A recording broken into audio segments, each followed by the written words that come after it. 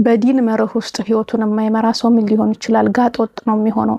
ነገሮችን እንዴት ማስተናገድ እንዳለበት እንኳን አያውቅም። ምናልባትም እናት በልጆቿ ላይ እንደምትነሳው ልጆች በእናታቸው ላይ እንደሚነሱት። ግን ፒክቸሩ ምንድነው? ስልጣኔ ይመስላል። ራስን መቻል፣ ራስን ማወቅ፣ የሆነ እውቀት ላይ ነንኛ ነው በቃ ያን መጥፎ ነገር መጤፍ ምናምን ነውር ክብር ምናምን በሚል ፕሮቴክሽን ምን በሚል ይመጣል። ልጆች እየረበሹ ነው። አላኩል ያህል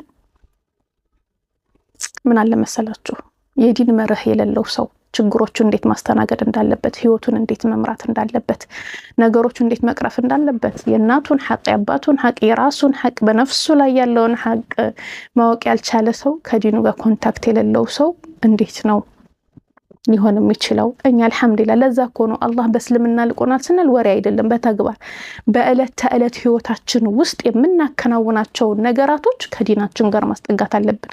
ከዲን የራቀ መሆን የለበትም። ግብይታችን፣ ወሬያችን፣ አድራጎታችን፣ ጸጸታችን፣ ቁጭታችን፣ ይቅርታችን፣ እርቃችን፣ ጥላችን፣ ሁሉ ነገራችን በዲናችን መርህ ስር መሆን አለበት ማለት ነው። የዲን መርህን መልቀቅ የተዋረዱ ህዝቦች፣ የተዋረዱ ሰዎች አላህ ያደርገናል።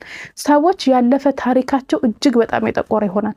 ብዙ ጊዜ የምገነዘበው ነገር ዛሬ ላይ ሞቲቬሽን ላይ ወይም ለውጥ ላይ ወይም እውቀት ላይ ወይም ስልጣኔ ላይ የሚሉ ሰዎች ትናንትናቸውን በይቅርታ ማለፍ አይችሉም። አብዛኞቹ ዙረው ወላጆቻቸውን ይወቅሳሉ፣ አስተዳደጋቸውን ይወቅሳሉ፣ ማህበረሰባቸውን ይወቅሳሉ። ኖ መሻገር ማለት መለወጥ ማለት ማወቅ ማለት መሰልጠን ማለት እስልምናን መቀበል ነው።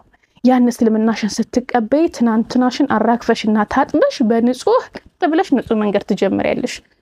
ከዛ ቆሻሻ ውስጥ የነበሩ ደግሞ ቤተሰቦች ካሉ ታቅፊያቸዋለሽ፣ ታረሚያቸዋለሽ፣ ትመክሪያቸዋለሽ፣ ፍቅር ትሰጫቸዋለሽ፣ ስትር ታደርግላቸዋለሽ። ማበይነሁም ማበይን አላህ በቃ ገብቷችኋል አይደል? የአላህን ጉዳይ ለአላህ የምትታይ ትሆኛለሽ፣ የራስሽ ጉዳይ ላይ የምትሰሪ ትሆኛለሽ።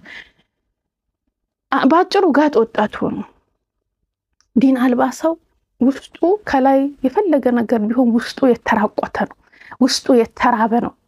ስክነትን አያቅም፣ ጠማዓኒነ የለውም፣ በጩኸት ውስጥ ነው ያለው። ስለዚህ የመጣለትንም ያወራል፣ የትም ይሆን ያወራል፣ የትም ምንም ሊሆን ይችላል።